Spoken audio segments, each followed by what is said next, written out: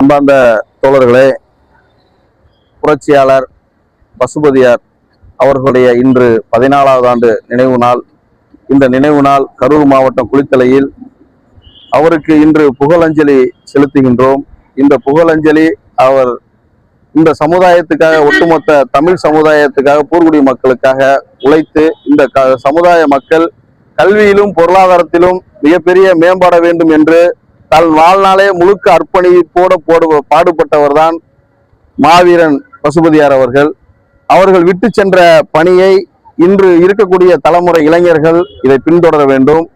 அவர்கள் ஒரு எடுத்துக்காட்டாக வைத்துக்கொண்டு இன்று தென் தமிழகமாக இருக்கட்டும், வட தமிழகமாக இருக்கட்டும், சாதியால் பிளவுபட்டு பிரிவினைவாதத்தை ஏற்படுத்தியிருக்கிறார்கள். அதை அந்த மாதிரி இடத்திற்கு இடம் கொடுக்காமல் நாம் அனைவரும் தமிழ் குடிகள், பூர்வீக குடிகள் என்பதை மனதில் வைத்துக் கொண்டு ஒன்றிணைந்து செயல்பட வேண்டும். வரும் காலங்களில் நாம் பசுபதியார் என்ன கட்டளையிட்டு சென்றாரோ, நாம் எப்பொழுது தாய் பிள்ளை என்று இருந்தோமோ, நாம் அனைவரும் ஒன்றுதான் என்று சொல்லி வளர்த்தாரோ, அதை இன்று வரையும் அவர் இருந்த காலகட்டத்திலும் ஒன்றிணைந்து செயல்படுத்தி விட்டார். அவர் இல்லை என்றாலும் அவருடன் பணியில் தொடர்ந்த அவர்கள் தம்பிகள் அதை பின்தொடர வேண்டும்.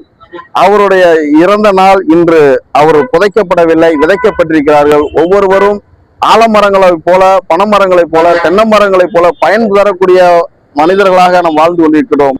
அவர் புகழ்கள் என்றும் மங்காத அளவுக்கு அவர் புகழ் எங்கும் சங்கே முழங்கு என்று உழைத்து கொண்டே இருக்க வேண்டும். அந்த அளவுக்கு இந்த தமிழ் சமுதாய மக்கள் அரும்பாடுபட்டு உழைத்து அவர்கள் விட்டு சென்ற கனவை நிறைவேற்ற வேண்டும். அவர்களை கரங்களை வலுப்படுத்த நாம் தயாராக இருக்க வேண்டும் என கேட்டுக்கொண்டு, இந்த நாள் உண்மையாலுமே ஏற்றுக்கொள்ள முடியாத நாளாக இருக்கிறது. அவர்களுக்கு விடுதலை சிறுத்தை கட்சியின் செம்மார்ந்த வீர வணக்கத்தை செய்து கொண்டு நிறைவு செய்கிறேன். நன்றி, வணக்கம்.